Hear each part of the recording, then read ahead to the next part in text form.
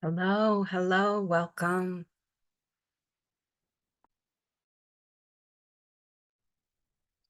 We're going to give it just a moment for people to get into the Zoom room, but we're glad that you're here, and we'll get started shortly.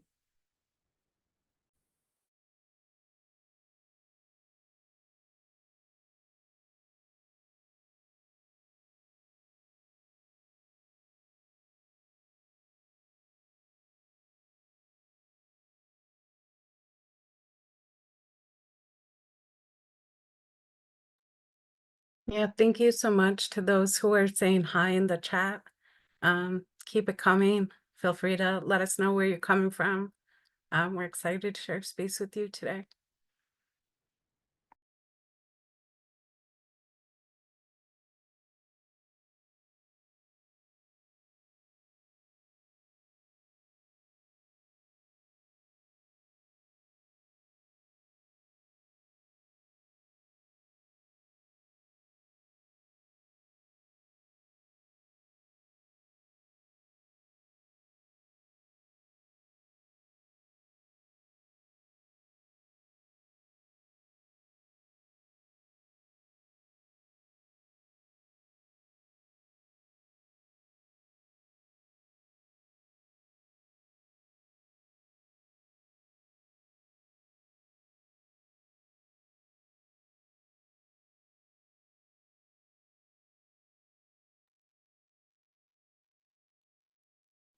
All right, so I think I'm going to go ahead and share my screen.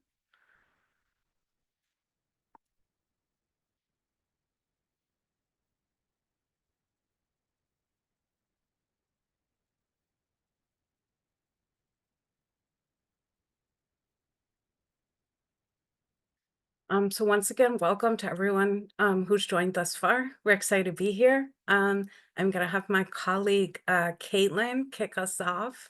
Take it away, Kaitlyn.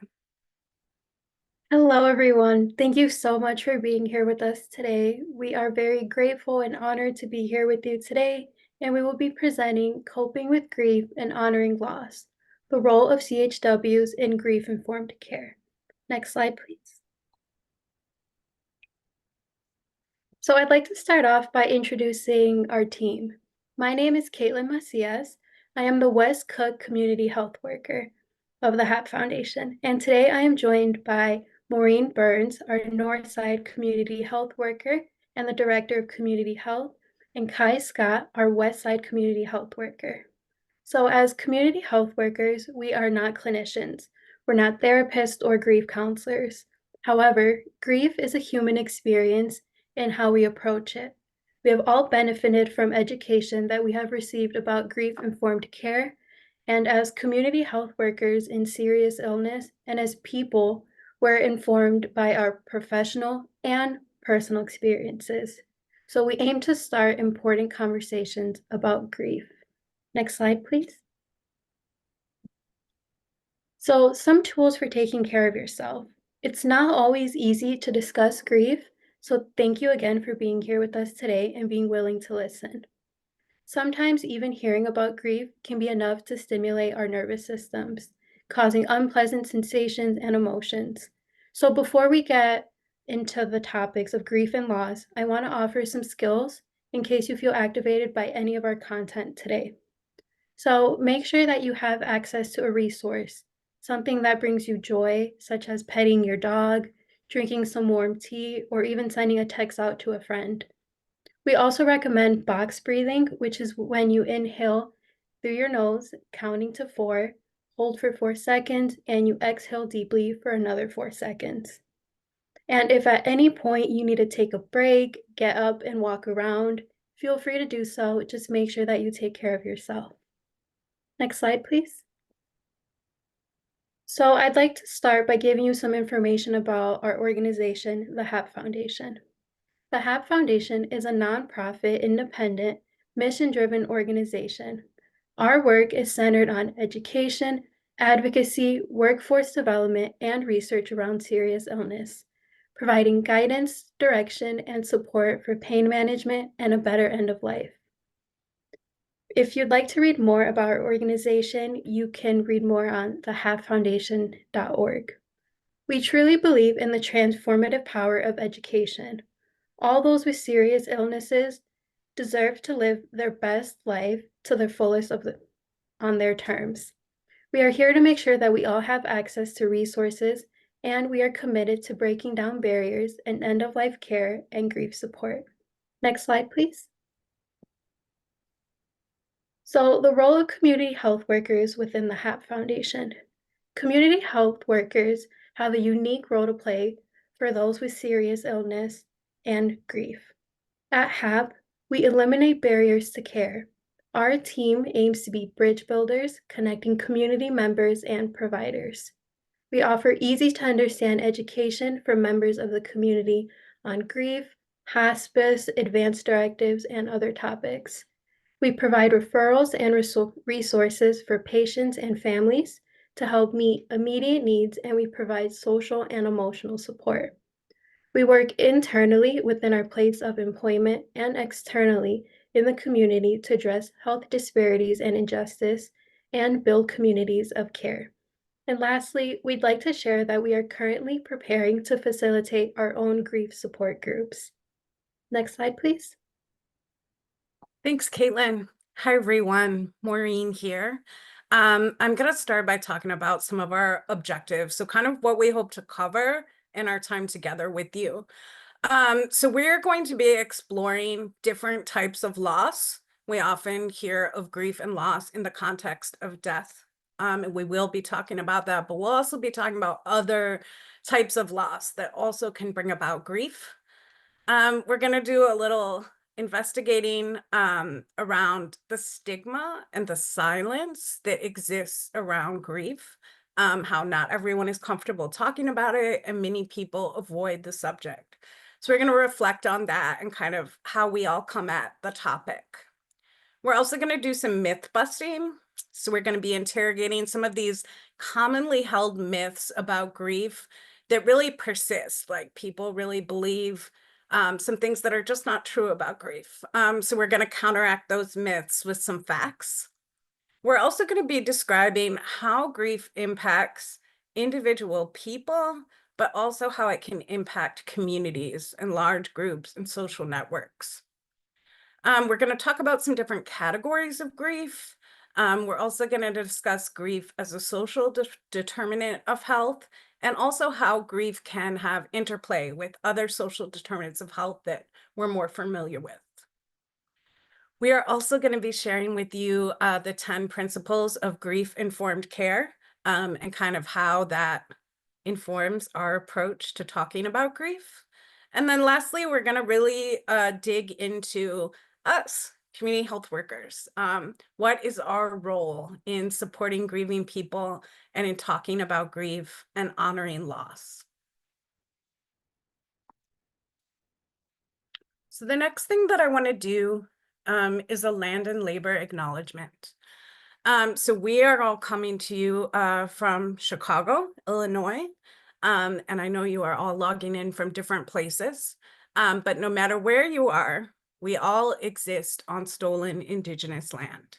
So we wish to acknowledge that the United States is a nation created via colonization and forced seizure of Indigenous lands. Chicago, where we are from, is situated on the traditional homeland of the Council of the Three Fires, the Odawa, Ojibwe, and Potawatomi nations. So we wish to pay our respects to the elders, both past and present, and also acknowledge the immense collective grief that has been inflicted on generations of Indigenous peoples, tribal nations, and individuals. You see the link here on the slide. We'll hopefully be able to share these slides. This is a link where you can use to put in your location and find out what tribal lands you live on. In the same vein, we would also like to acknowledge labor. So we respectfully acknowledge our debt to enslaved peoples, primarily of African descent, whose labor and suffering built and grew the economy and infrastructure of a nation that refused to recognize their humanity. So we recognize our debt to these workers whose labor was stolen through unjust practices. We also acknowledge the immense generational grief that has resulted from enslavement. And we also recognize that today there are many immigrant and American-born workers whose labor remains exploited and hidden in the shadows.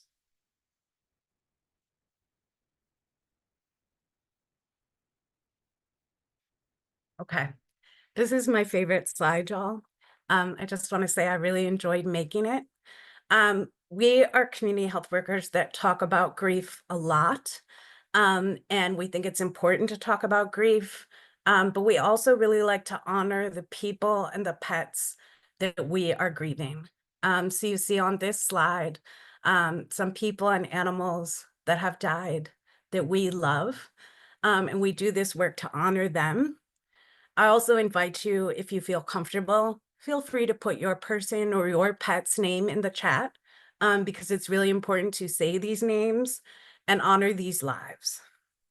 So we do this work and honor these pets and these people who have died and that we will forever grieve. For Prince, for Michael, for Alvin, for Eddie, and for Teresa, for Jesse, for Johnny, for Fidel, for Shantiera, and for Bingo. So I'll just take a moment. Thank you to those who are putting your people's names in the chat. We really believe that it's important to acknowledge these people and these pets that we love so much. And I know for myself, as I do this work, I do it in their names, right? I do it because I recognize that how grief has impacted me in my own life. And I'm sure many have similar experiences. So thank you for taking a moment to kind of feel that and honor that.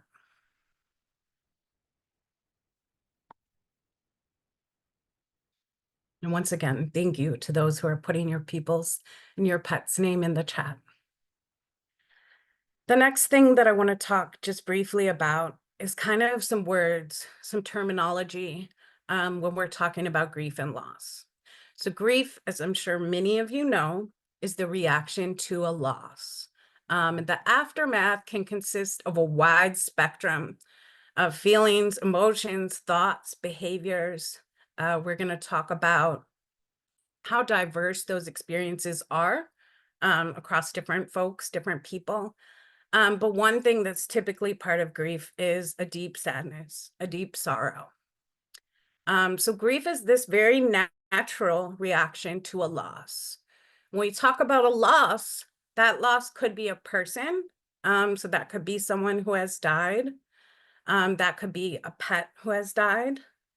It could also be something outside of death. So that could be an estrangement from someone that you love, that you no longer have a relationship with.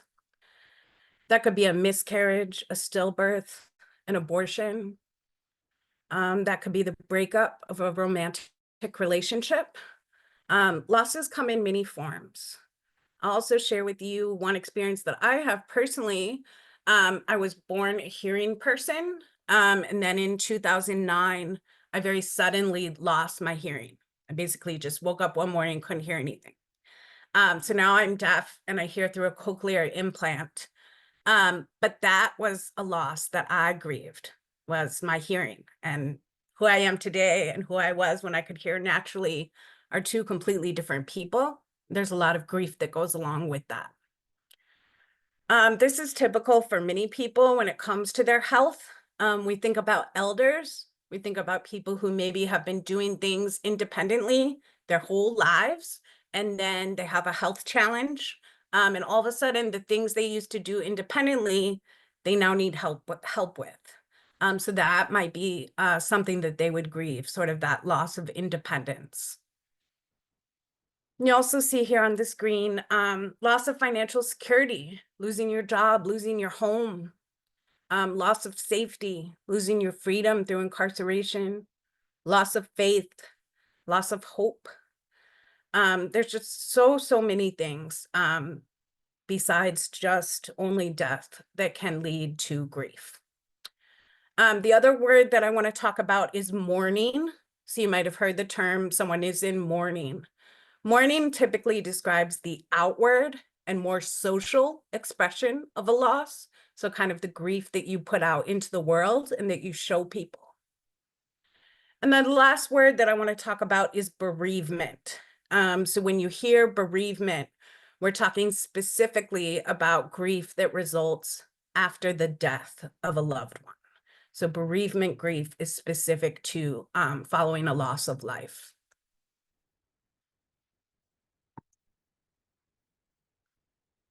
So I think I said this already, but I want to reinforce it, and we will reinforce it several times throughout the presentation.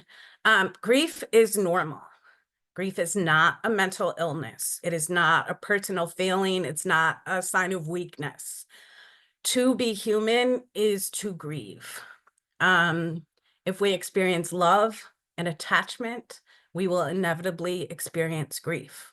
It is just a part of that human experience. So it's really important that we frame it that way and that we not make grief a pathology, not make it something to be treated, but rather a natural reaction to a life-changing loss. Specifically, when we think about someone who has died, that is a huge, huge change for us. We existed in our lives on earth with this person beside us, and now they have died and they are no longer in this earthly realm. So that's a huge change, and it's only natural that we would experience grief and all of the physical and emotional symptoms that go along with that. These losses can really turn our lives upside down, forever changing us. One thing that's really important to note is it's important to talk about grief, right? People are grieving in silence. And so a big part of what our team tries to do is create opportunities for people to share their grief and talk about their grief, talk about their person, and cherish those memories that they have with that individual.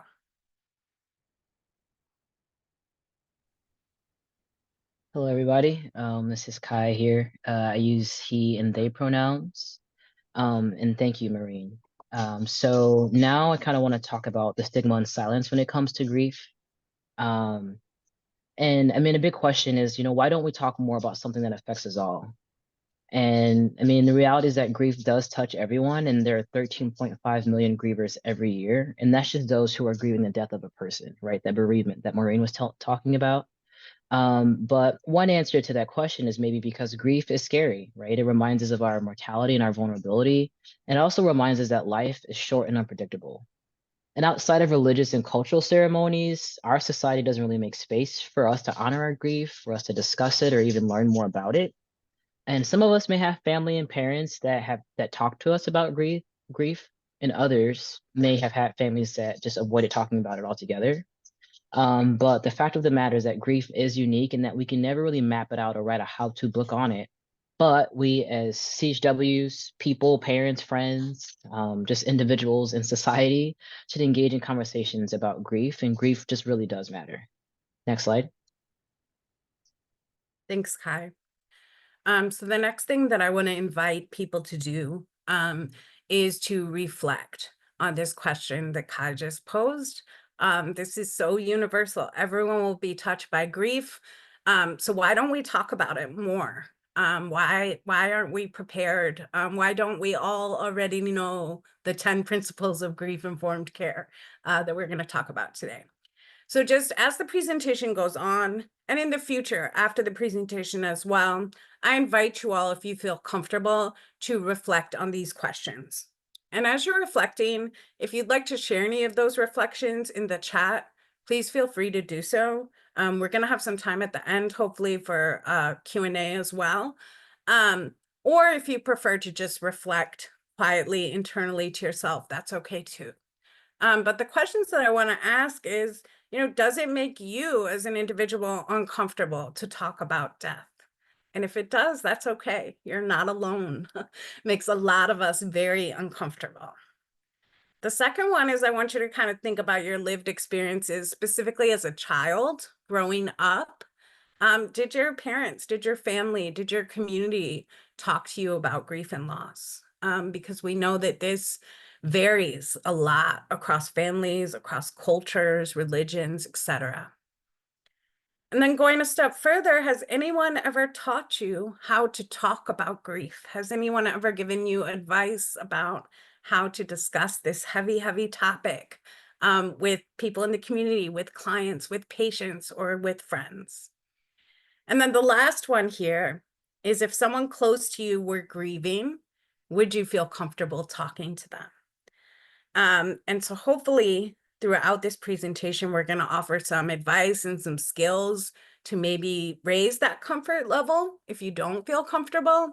But again, I just want you to know that if you're reflecting on this and you're like, death makes me uncomfortable. No, I'm not comfortable talking to someone who's grieving.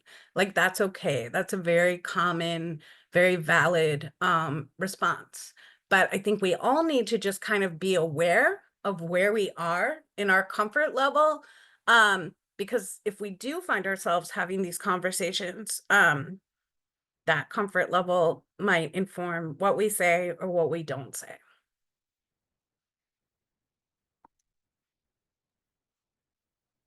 All right, so thank you, Maureen. There's a lot of misinformation about grief, and many of us may believe certain widespread myths, so we're just going to do some myth busting. All right, so the first myth is that grief has a predictable pattern, but the fact is that grief is like a roller coaster ride with no timeline. The next myth is that grief will end over time, but in reality, grief changes but doesn't go away. Healing occurs as we find our way forward, and it's not a linear process, like at all. Another myth is that it's important to be strong in the face of loss, but the pain will go away if you ignore it. And I'm sure we all know that trying to ignore your pain or keep it from surfacing will only make it worse in the long run, and that grief really just does deserve to be felt and processed like all of our other emotions.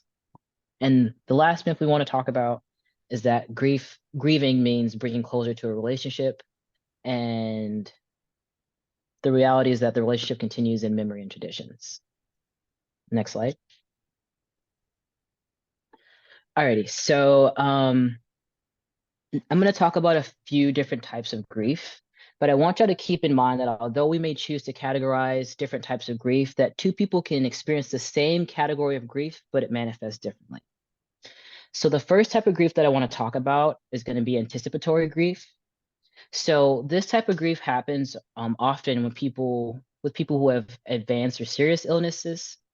And as that sick person declines, their loved ones begin to grieve, even though those folks are still alive.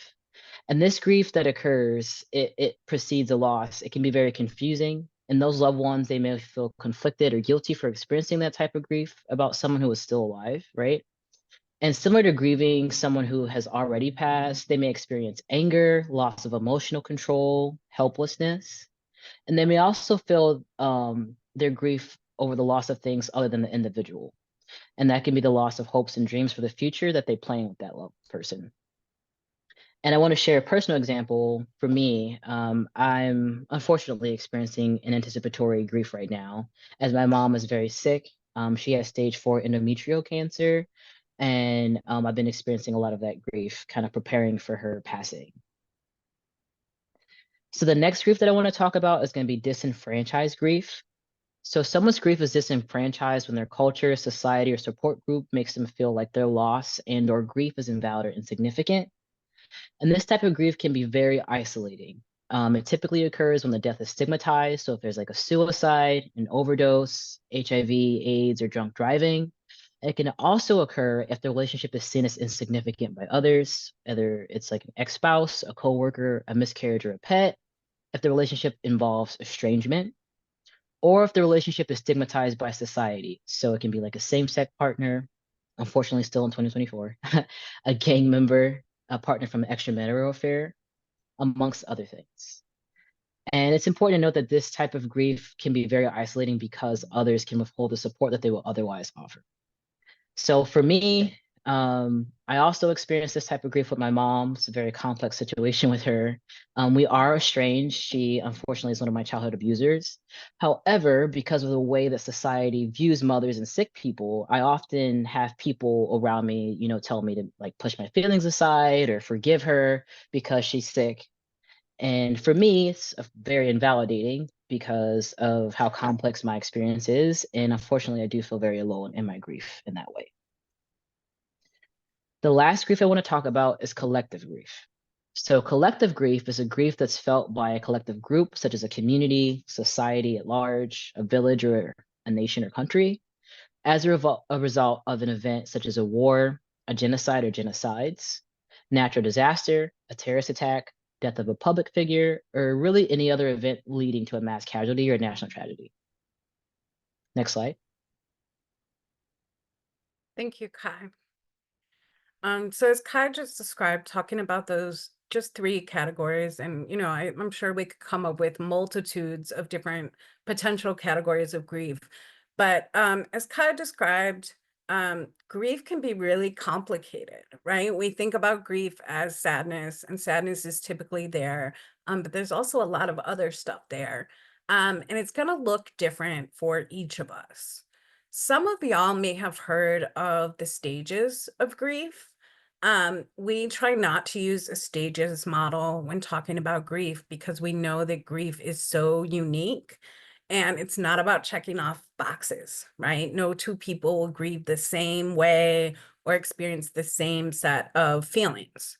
So if you look at this image on the slide, when we think about the impact of grief on individuals, how it makes us feel, you see this beautiful, very neatly written V, that's very clean cut, and just very fits right into a box.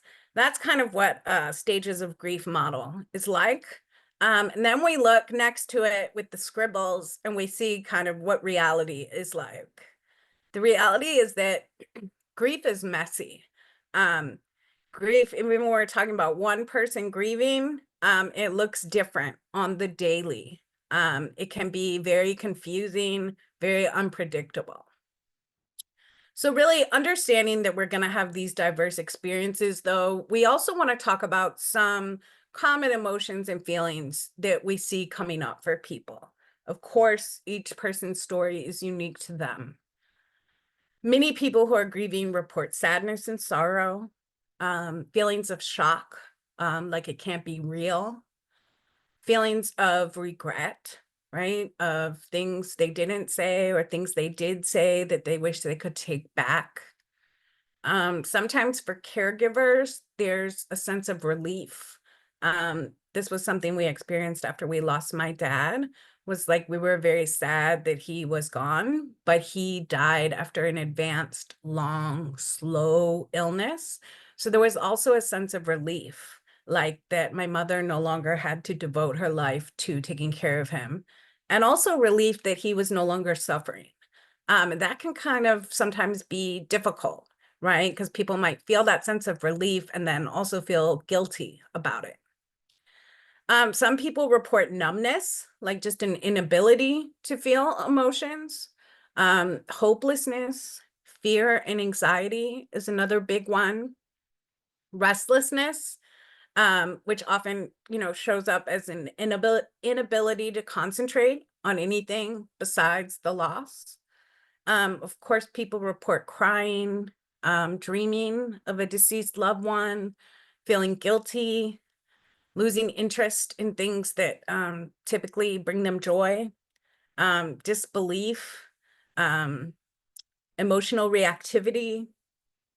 All of these are, emotional reactions that are very common when it comes to grief. And also anger, right? I don't know if I mentioned that one, but it's very common for people to feel angry that this had to happen, that they lost this person. But also kind of as Kai mentioned, grief doesn't exist in a vacuum, right? one of these common sort of things, this etiquette that exists in our society, is the idea of like, don't speak ill of the dead, right? That if someone is sick or if someone is deceased, we should only say nice things about them. And so it can be really hard when you're grieving and like, yes, you are sad, you are grieving someone, but at the same time, that grief is coexisting with this person did some really harmful things to me, and I'm still processing that as well. So there's a lot that can come up when we talk about how grief impacts us as individuals.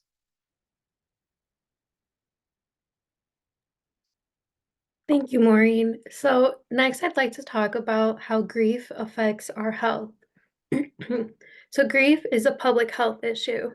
Bereaved individuals are at increased risk for numerous adverse outcomes, including mood and anxiety disorders, existential distress, decreased work productivity, adverse health behaviors, and neglect of health care. High mortality rates, traumatic events, and humanitarian crises worldwide, including war and armed conflict, are increasing the urgency for bereavement strategies and communal support to address the grief-related suffering. Next, I'd like to talk about how grief can impact our health. So grief can impact our immune system by causing inflammation, which makes us more susceptible to illness. Grief can sometimes manifest as physical pain, like headaches or stomach aches. People with a high grief burden are at higher risk for cancer, heart disease, suicide, and death. And lastly, I'd like to talk about how social determinants of health affect the grief support that we receive. Often, those experiencing high grief burdens, such as multiple losses or traumatic losses, are also those with the least access to resources and to power. Those living in poverty and in marginalized communities experience more difficulty accessing resources for grief support, and they experience other burdens and barriers to healthcare in general. Next slide, please. Now I'd like to talk about secondary losses. So when someone dies, we don't just lose the presence of that person as we knew them. As a result of their death, we may lose many other connections to ourselves and to the world. So when we grieve a death, we're grieving that person, but we're grieving our old life before the loss and before the death. Examples could include a parent who just lost their spouse, and the secondary loss for them would be loss of income or loss of their co-parent. So the surviving parent is missing their spouse as a person, but they're also being forced to figure out how to nurture their family in their absence at the same time. And for children, a death may shatter their sense of security. If grandma died, does that mean anybody could die? Does that mean my parents are next? And I definitely remember feeling this when I was 7 years old because I lost my grandmother at a very young age. I remember I felt like my reality shifted a bit. I was just so scared of death, and I was wondering if my parents were next. It just made everything seem much more real. Next slide, please. Now moving on to communal impact of grief. So while grief is a personal experience, it also impacts communities. Some communities have higher grief burdens, which could be personal or collective, and they can have them more than others. Communities that hold space for grief through collective support, rituals, and mutual aid have the power to ensure that grievers don't feel left behind. Personal grief and collective grief can both impact the overall health of a community. As mentioned in our land and labor acknowledgement, some groups like Black and Indigenous people have experienced high levels of historical trauma, which combined with personal grief leads to a high grief burden. The image on the side explores both personal and collective grief in the Black community. Some examples of personal grief faced by the Black community are greater number of deaths of loved ones, vulnerability to premature death, and resistance and thriving in the face of grief. And some examples of collective grief faced by the Black community are historical forced separation from family during slavery, um, historical racial violence and murder, and again, resistance and thriving in the face of grief. Next slide, please. Okay, so now I want to talk about, thank you, Kaitlyn. Many of us, we're very familiar with trauma-informed care, but we also want folks to be aware of grief-informed care. So there are 10 principles of grief-informed care that we want to talk about. So one of the first principles is that grief is natural, right? As we've been talking about through our entire presentation, loss is very normal, it's inevitable, and it's a universal human experience. So this is something to keep in mind for the grieving people in your life. Grief is non-pathological and complex. So it's not a mental disorder, right? But it's a very complex set of coping mechanisms after a life-changing loss. Grief is so contextual. So it doesn't occur in a vacuum, right? I said this, Maureen said this, I'm saying it again. We're interconnected in our local and global community. And as human beings, we're embedded within individual, social, cultural, spiritual, and political contexts that shape who we are. And the next thing is that grief is disruptive. It challenges our identity, our relationships, our beliefs, and assumptions about the world and our role in it. And we want folks to be mindful of the relational connection and perceived support that grieving individuals need. So grieving people, they need support, but they often feel abandoned. And this is where it becomes really important for, you as someone supporting a grieving person to reach out more to those grieving people in your life. And remember that if you don't hear from them, that doesn't mean that they don't need your help and they're no longer grieving. Moving on to some of our other principles. Personal empowerment and agency. Grief requires personal empowerment and agency. Death makes us feel very powerless. So cultivating a sense of control and personal empowerment as opposed to the victim stance can help to foster a healthy adaptation to life and loss stressors. Grief requires a feeling of safety. So a healthy adaptation to loss is fostered by psychological, physical, emotional, and spiritual safety. And the last three principles, grief is person-centered. The duration, intensity, and experience of grief are unique for every individual. Grief is very dynamic, so there are no universally acceptable or correct ways to grieve. And last, but definitely not least, grief is non-finite or infinite. Loss interwoven into our identity. Therefore, the act of grieving is not a finite experience. Grief is very much so ongoing. Next slide, please. Okay, so coping with grief. As we've mentioned, there's no one way to grieve, but there are some things that grieving people may benefit from. And one of the first things that we would say is do things that bring you joy. Try to maintain your hobbies, interests, and keep a routine as much as you're able to. Reinvest your emotional energy into outlets and relationships in your life that keep you feeling good physically and emotionally. Maybe you can make some art, move your body through dance, yoga, walks, however you want to move your body or have been wanting to move your body. Treasure memories and celebrate your person. So you always want to plan for grief triggers. This can be anniversaries, holidays, and milestones that can reawaken those memories and feelings of that person. And some of the most important things is prioritize your eating and sleeping. Grief is hard, taking care of yourself is hard, and doing all those things simultaneously can feel impossible. So give yourself grace if you fall off of your routines, and don't let anyone tell you how to feel or how you should be feeling. And more importantly, work to not tell yourself how you should be feeling or try to feel a certain type of way. Like we've been saying, grief is a very individualized and unique experience. So there's no right way of grieving. Acknowledge and express your feelings. So if you can, express your feelings in a tangible way. This could be journaling, scrapbooking, writing a letter saying the things that you never got to say to your person, or any other ways you can think of to materialize that feeling and express that feeling. And lean on your people and oh, sorry, go back. I'm sorry, Kai. You good? Almost done. Lean on your people and talk with someone you trust. Remember your support system or work on strengthening it if you need to. So turn to your friends and family members, draw comfort from your faith, join a support group, talk to a therapist or grief counselor. And most of all, just be patient and gentle with yourself. Give yourself a break whenever you need it. And just remember to take life one step at a time, realizing that you may need to do different things at different times, and that's okay. And last but not least, if there's one thing that I'd have you take away, I want you to remember that when you lost someone or something, that life has been forever changed. And unfortunately, grief doesn't just go away like we've been saying.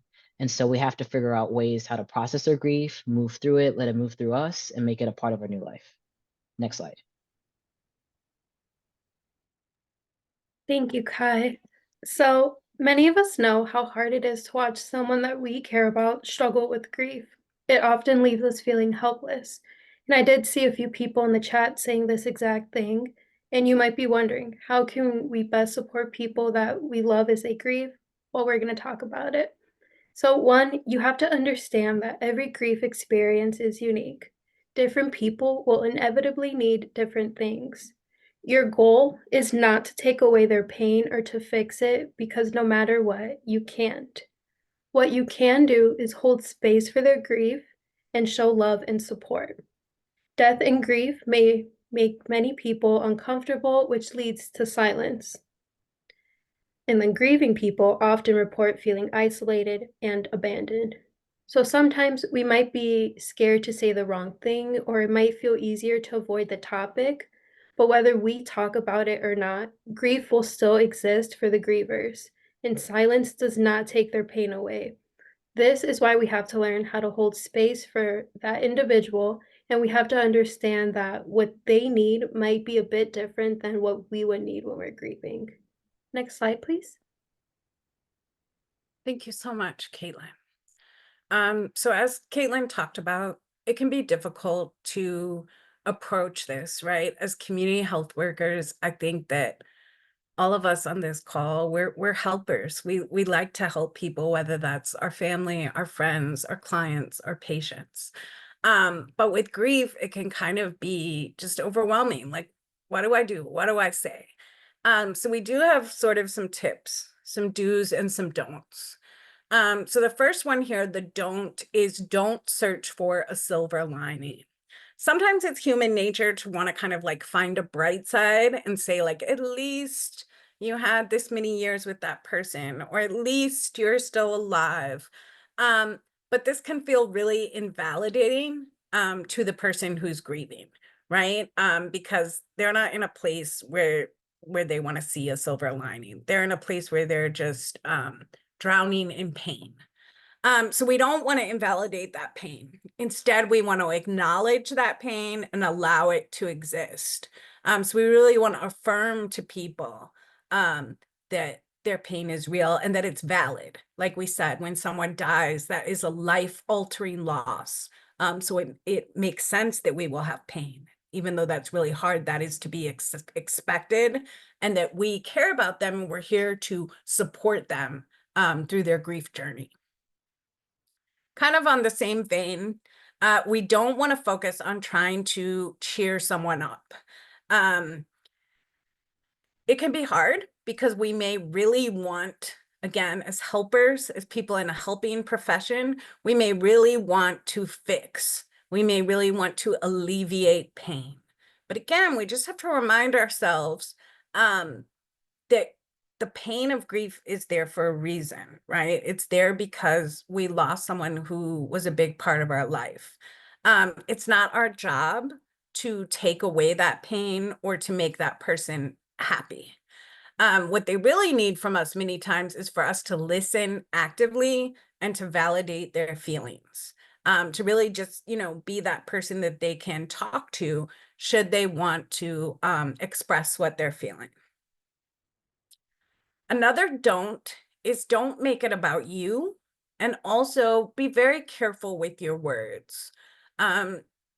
Really not advised to ever tell someone that you know how they feel, because honestly, you don't. You might identify with what they're going through. You might know how you felt when someone you love died. You might imagine how you would feel if you were them. But really, you don't know how that person is feeling because, again, every grief experience is unique. So we actually advise sort of the opposite, to say, I can't imagine how hard this is, but I'm here for you. So you want to be really kind of intentional with your words, and also understand that the way that you view the loss might be different than the way the griever views the loss. So really following their lead is important. This comes up sometimes in the context of faith and the afterlife. Sometimes people will say they're in a better place. And people say that with the best of intentions, right? They say that because their faith tradition teaches that someone dies and they go to a better place. But for the griever, they might not share that faith tradition. They might not believe that the person is in a better place. They might believe that the best place for that person is next to them on earth. So keep that in mind as well. The next don't is don't be silent or absent because you don't know what to do or say. So while we are encouraging you to be intentional about your words and think carefully about your words, it's really better to talk about grief, even if sometimes you get it not perfect or you make a mistake, right? It's very common for people who are grieving to hear over and over and over again, please let me know if you need anything.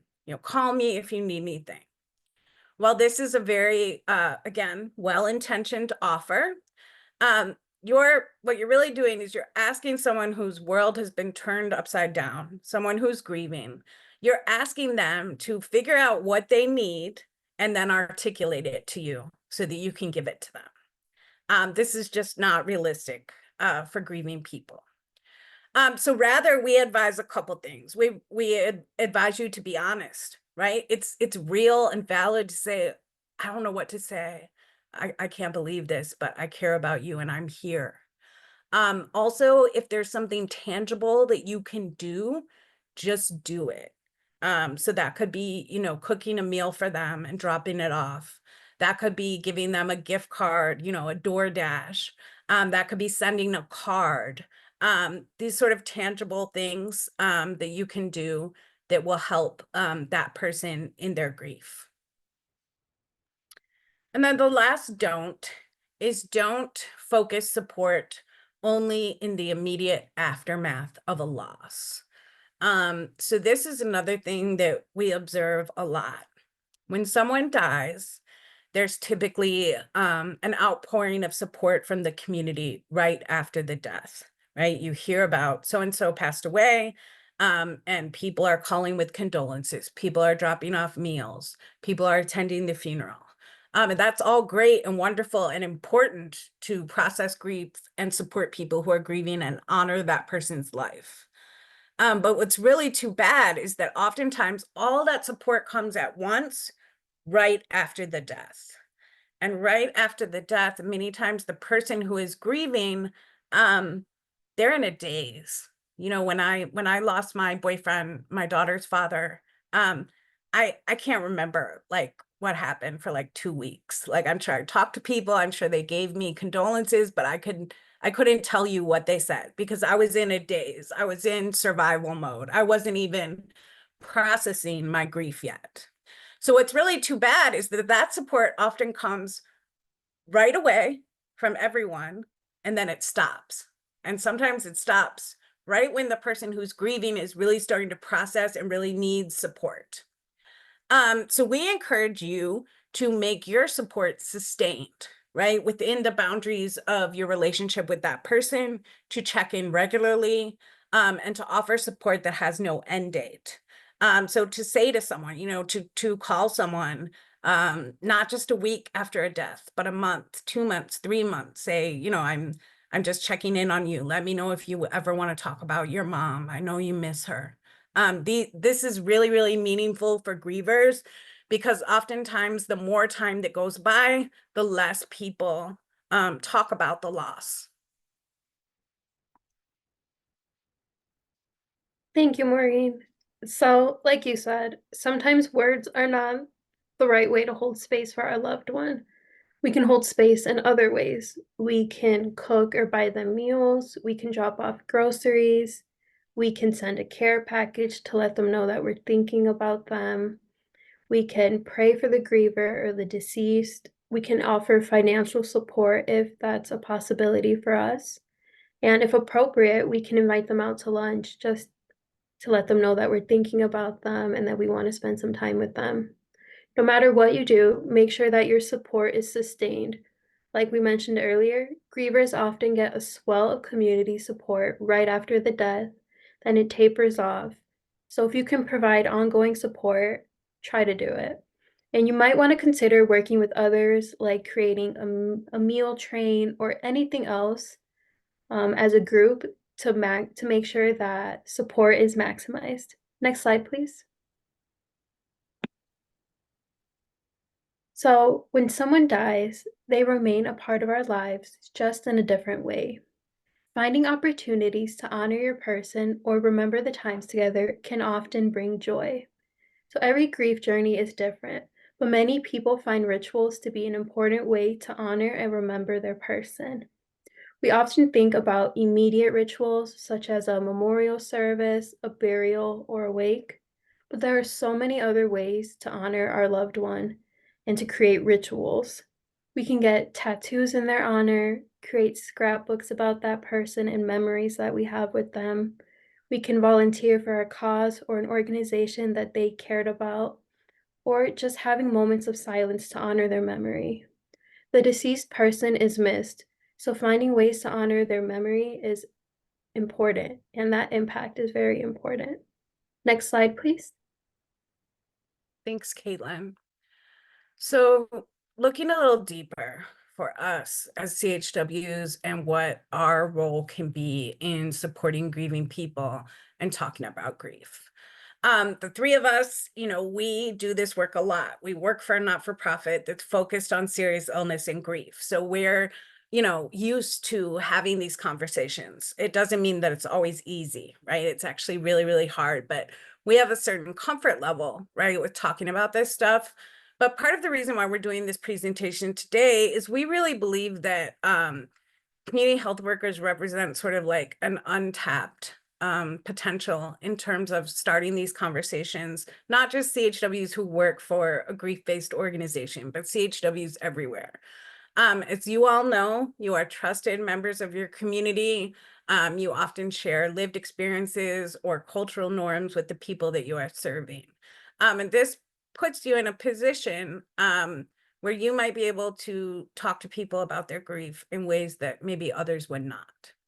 So the first thing that we really recommend is that all of you just approach your work understanding that it is very likely that clients and patients you serve right now are grieving and are navigating different types of loss. We talked about how common grief is, how there's millions of people grieving a death, and then many, many more people who might experience different types of grief. So just kind of having that awareness that, like, even if someone has not shared it with you, they may be going through that grief and kind of being mindful of it. So again, this is a human experience it's very, very common. We talked earlier about not trying to fix. This is important, right? The pain that exists as a part of grief is because of the mark that that person made on our lives, and now our life is completely different without them. Nobody can fix that, right? But we can offer support. We can make people feel heard. We can offer community to people. So really work on thinking about your comfort level with talking about grief, like we referenced in the reflection questions, how you might approach it differently in the future. Really think about listening. So many grievers want to tell their story, and they just want someone to receive that story and honor that story and hold space and offer compassion and support. So we really encourage you to keep learning about the principles of grief-informed care that we've introduced today. Also, make yourself knowledgeable about resources in your community. So there are a lot of support groups that exist for people who are grieving. So find out about those so that you're prepared to maybe refer people to them, or to refer people to grief counseling, or to other resources. You might already connect people to like food resources and housing resources. These can also be important for grievers, right? Unfortunately, even when someone dies, our bills still come in the mail, right? We still have to pay our rent and we still have to survive. And so that kind of adds on to the burden that people are feeling. So CHWs can be beneficial in that way as well. Also think about if you have touch points with, groups of people in the community, think about organizing like an event to honor grief. We talked about the power of rituals. Part of why support groups are so beneficial. Support groups are not therapy, right? No one's like treating you, no one's fixing you, but you get to gather with others and hear them talk about their experience. And while it won't be identical to yours, you hear that and you're like, I feel community with you. Like I relate to what you said, and I know that other people experience this as well.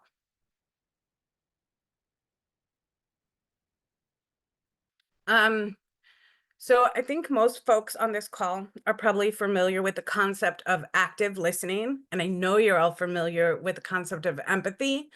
But also advise you to really think about how you can practice active listening when it comes to talking to people about grief and about hearing their stories. So this means paying attention not only to the story, but how it is told and to people's body language as well. We encourage people to talk about grief, but also look for those signs if maybe someone doesn't feel comfortable talking about it. So you might say to someone, I know that you lost your mom, and I wanted to know if you wanted to talk about that. And if the person like tenses up and bursts into tears and doesn't say anything, then you might just say to them, you know what, we also don't have to talk about it. I just imagine that it's very hard, and I want you to know if you want to talk about it tomorrow or in a week, I'm always here. This is really important because, as we've said, this kind of discomfort that exists in our society about grief causes many of us to be like, I'm just not going to say anything. Like, I'm just not going to have that conversation. But most of the time, that griever is grieving, whether you talk about it or not. So it's really important that we extend that hand to people and then let them decide what kind of support they want.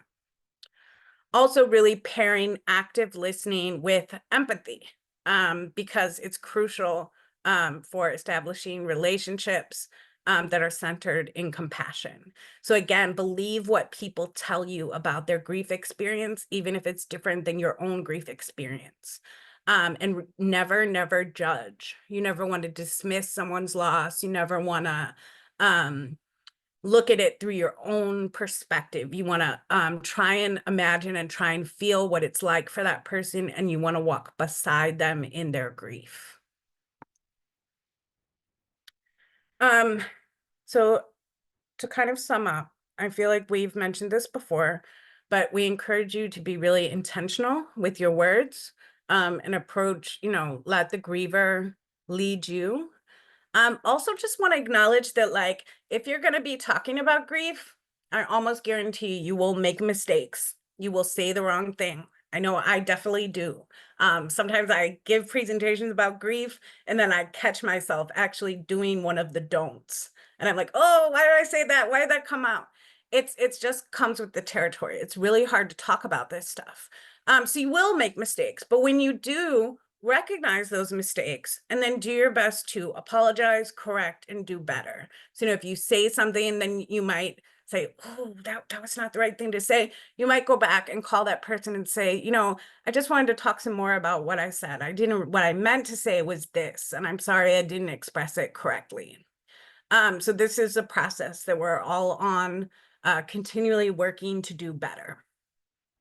Also, it's important to consider your relationship with the person that you're trying to support and work within the boundaries of that relationship, right? So if someone in my family is grieving, that's my family, right? So I'm going to be hugging them all the time. I'm going to be checking in on them every morning, calling them constantly, because that's the level of support um, that is dictated by our relationship. But if one of my coworkers is grieving, I also want to offer support, right? I love and care about my coworkers, but that relationship has different boundaries, right? It wouldn't be appropriate for me as like a supervisor to just be like constantly blowing up someone's phone, being like, I'm so sorry for your loss. And this, you have to remember to respect boundaries. Just because you feel bad and you want to help does not give you permission to, just cross or disregard boundaries. Also really encourage you to understand that you can share your own grief experiences without making someone else's grief about you, right? So it's really important to listen to their grief story, honor their grief story. But there are also times when you might share what it was like for you.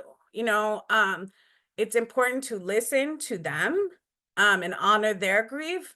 But sometimes if you see someone and they're having a really hard time and they're opening up to you about their grief, you might ask them, you might say, I know you're going through a really hard time.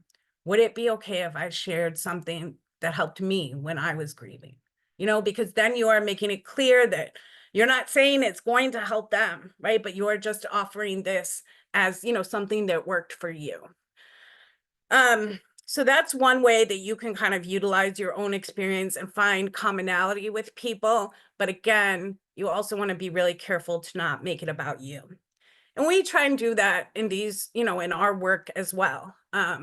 We talk about the principles of grief-informed care. We talk about how everyone has different experiences, but we also like to share like our own experiences and what grief has been like for us, so that people understand that we're not just talking about something that abstract, right? We're talking about something real that we all go through in various different ways. Okay, so we're kind of nearing the end of our time together. I want to read a couple quotes here, invite you to look at these images. So the first quote is, "Grief is like the ocean. It comes in waves, ebbing and flowing. Sometimes the water is calm and sometimes it is overwhelming. All we can do is learn to swim." And I really love that one. And I identify with it in my own grief journey. I've learned to swim. Some days, you guys, some days I am like Michael Phelps. I am Katie Ledecky. I know how to navigate these waters. But other days, I need someone to throw me a life ring, or I need my community to pull up in a boat and pull me aboard.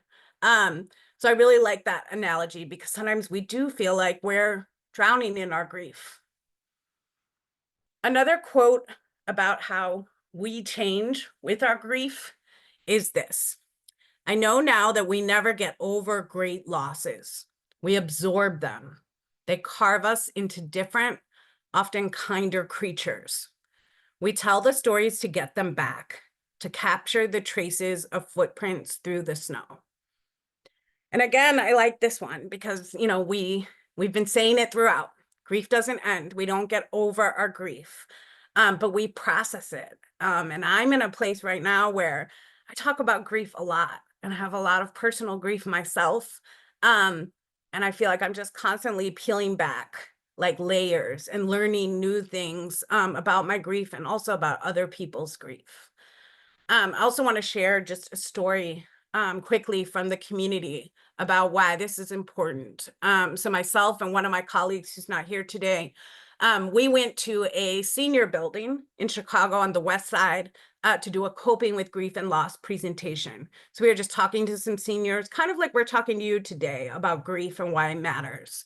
And we did a circle afterwards and we invited people, if they would like to tell us about their grief, tell us about the people that they've lost. And many people did. And one gentleman in particular shared many, many stories of people that he had lost very traumatically, very suddenly, violent deaths. And he got emotional. And he told me afterwards, he said, "I'm 68 years old and I've lost a lot of people, but you are the first person who's ever asked me, did I want to talk about my grief? Did I want to talk about those people?" So that was really powerful to me, like 68 years, that this is going on internally, that he's feeling this, but that no one's inviting him to speak it out loud. So I think that, goes to why this matters, even though it's really hard to start the conversation, why it's important. And then this last image here that I want to call your attention to, many people think that grief gets smaller over time. So you see at the top, the grief is inside the jar, and over time, the grief is getting smaller. But what we often find is that the grief doesn't get smaller, but we grow around our grief. So we figure out how to make our grief one part of our lives and how to also make space for joy.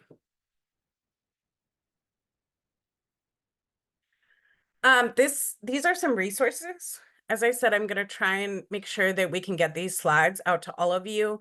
This is a mixture of some local and national resources for grief.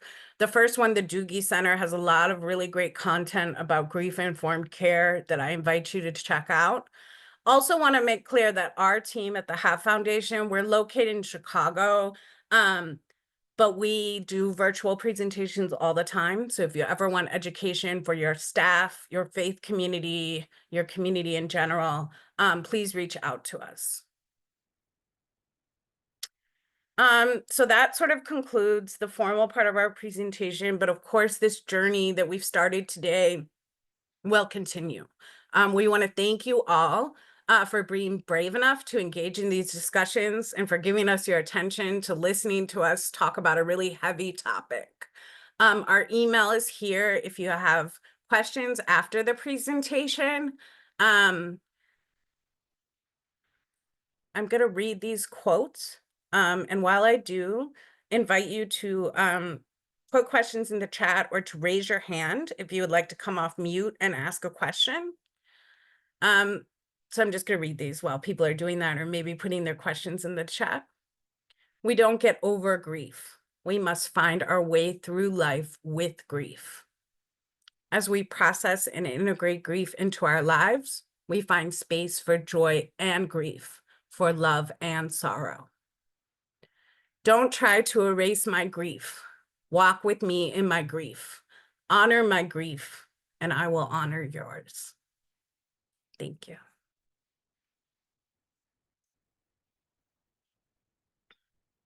Okay, so I'm gonna stop share. I see we have one question in the Q&A from Tasha. Is there a certification or a way for community health workers can come alongside people in grief and in the midst of grief? So that's a great question. As far as I'm aware, I don't know that there is a bereavement or grief certification for CHWs. I do know at the HAP Foundation, because we work a lot with grief and we also have a community health worker apprenticeship program, grief is something that we're building into the modules of that program. So people who come to us through that program could get education about grief, but it's not like a nationally based certification. That's a great question. I'm gonna look more into that. I think there's a lot of good trainings available, but I don't think there is a CHW specific like certification.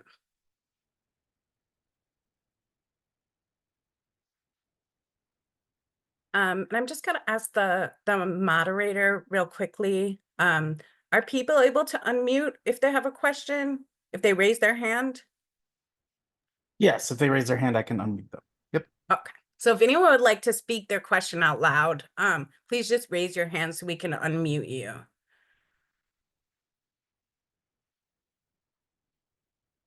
But we want to thank you all so much. We say sometimes when we give these presentations, we're like, nobody wakes up in the morning and is like, oh, I want to talk about grief. I want to talk about death and dying, but it is important. Okay, yes, I see a hand, Jessica. So can we, oh, go ahead, Jessica. Hi. First, thank you so much. This has been helpful. I lost my sister and it's just very suddenly. So, yeah, it helped a lot. And I've been helping people going through grief situations. And through the whole presentation, I was like, oh my God, I did it wrong. Oh my God, I didn't do that. Oh my God, what did I do? But when you said, don't worry, thank you for saying that, because I did the best I could. Now I know. And then I just needed, like you said, so I was devastated because I'm like, oh my God, I was trying to help. And what did I do or something? But, thank you for saying that. I really appreciate that. And then, are we gonna have access to this recording maybe if we can? I hope so. Let me Yes. defer to, yes, Yes, okay. after the conference, we will be uploading all of the presentations. Perfect. Thank you recordings. guys. Thank you for your work. I really appreciated it. Thanks. Thank you, Jessica. And I'm sorry to hear about the loss that you experienced. And I think, yeah, the fact that you were running through things you said and being like, oh, I should have said something else. I mean, that shows that you care, right? That shows that you want to say the right thing. And that's all we can really ask from each other, right? Is a commitment to try. So please don't beat yourself up. Oh yeah. And I have a large, well, all sisters and my parents, and everyone grieved differently, and everyone wanted to grieve the same. And I remember one of my sisters wanted to do all the things and do the ornaments and do this and do that, and was mad at the other sister because you're not grieving our sister right, and just everybody's different, and you can't really, that really hit home when you said that, like everybody's different. So, and you have to respect it. If one wants to make ornaments and do Dias de los Muertos and do all this and do that, that's the way she's grieving. And then, but then for getting mad for the other one not to do that, or it's not, she's grieving her way and I grieved my way. She likes Star Wars movies. All I did was watch Star Wars movies all the time. And that's my grief. That's how I grieve for her. And that's, everybody's different. So that hit home too, that like, give everybody their space, you know. Yes, I And love thank you. that. Thank you for bringing that up. That tension can come up quite easily in a family, right? When like our emotions are just right beneath the surface, we're all activated, and we forget sometimes that like we have different ways of dealing with, the same loss. We have different ways of going through that. I also saw someone in the chat say, what can you offer up for those who are grieving and how they might ask for what may not seem easy for others to ask and support? It's a great question. It can be hard. I would encourage people who are grieving to think about those that they have in their life and think about the capacity of those people. It's one thing to voice what you need, but sadly, you don't always get it, right? So I know that there's some people in my life that I can count on, that like I can vent to them and open up to them emotionally. There's other people in my life that I know they love me, but I know that I can't talk about them. I can't talk to them about the deep stuff. So for those people, I might ask for something else. I might say, can you pick up my kids from school for me? Can you pay this bill for me? Ask for something that's within their capacity to do. See another hand. Can we unmute Tasha? Do we have time? Hi. First of all, I would just want to thank you, all three of y'all, so much. This presentation not only hit home for me, myself, and I have 4 other sister friends who are only children. Last year, we lost our moms, all 4 of us, in 2023 to Alzheimer's and dementia. This is year 1, you know what I'm saying? And then in turn, I am my organization's chaplain. Our organization has been hit with illnesses and also grief and loss very hard. I appreciate everything that you said. I wish y'all could just come and talk to us virtually. But my question is, how do you maneuver through communication? Because I noticed that I am triggered and I'm a communicator, you know what I'm saying? That's what I went to school for.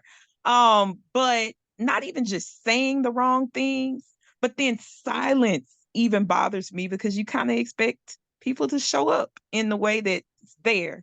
And then the last thing is there support for those who are in organizations such as myself? And I serve as my chapter's chaplain. So it it hits me hard. And so I'm preparing for that. And so yeah, thank you all so much. Oh my gosh, thank you. I'm sorry to hear about those losses that you and your sisters and your friends experienced. Several questions there. I want to say first that I identify with what you said about being triggered or being uncomfortable with the silence. I actually was talking to Kai about this not long ago. I was like, I can talk to people about grief, but then when everybody gets quiet and nobody says anything, like I get uncomfortable with that silence. Kai, who's one of our CHWs, is also an artist. I wonder if Kai, would you like to speak at all to like the power of art and how we're thinking about using that? Yeah. Well, I have a few different things I wanted to say to that one particular question about when people are silent. One, yes, art is that's the workshops that I teach. And art is a very powerful tool to talk about a lot of different stuff, and grief and loss and pain and struggle is one of the biggest things that I circle my workshops around. So I always encourage folks that if you yourself are struggling to express, to turn to something creative. Maybe it's something that you've wanted to do, if you want to paint, draw, whatever, or you want to move around, perform, take some classes. So that's the one thing. The other thing I wanted to say to you, Tasha, when you mentioned how to navigate people being silent to you, because I personally have been experiencing this in my own experience. Like I said, my mom's literally like sick and dying right now. Um, and I've noticed how comfortable people are, how uncomfortable they are talking about grief in my support system. And so the one thing that I was saying, and this is just the way I navigate my relationships, is to communicate with them how you would communicate anything else. Like, I don't know. I've personally given it maybe a few conversations and I'm like, all right, they've been silent, they've been silent. Okay, okay. Like, all right, I have to express my need. Like, you're my support system. You want to show up for me. This is how you can show up. If they're silent after you've shared, and it's like, I don't know, maybe you can kind of say a leading thing of like, if you don't know what to say, it's okay.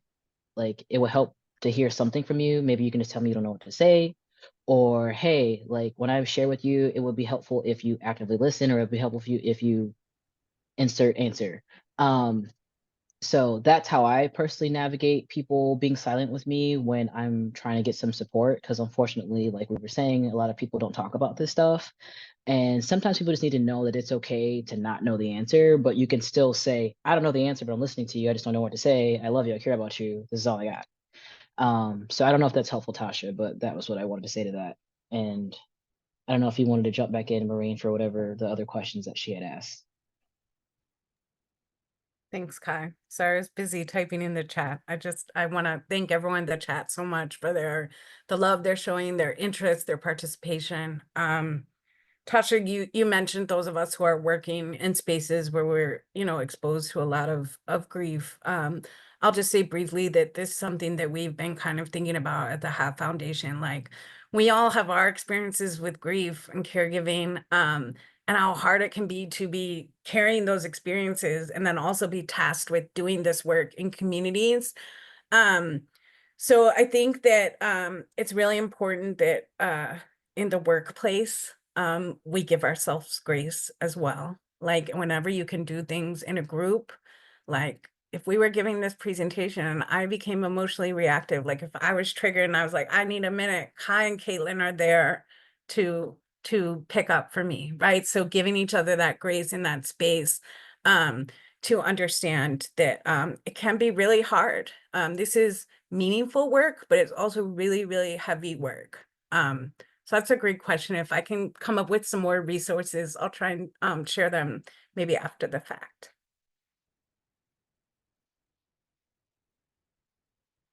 Kaitlyn has put our group email address in the chat.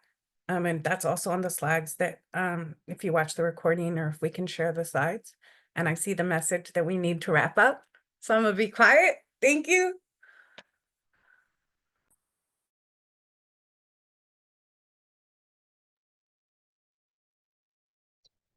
Thank you, everyone, for your presence and participation.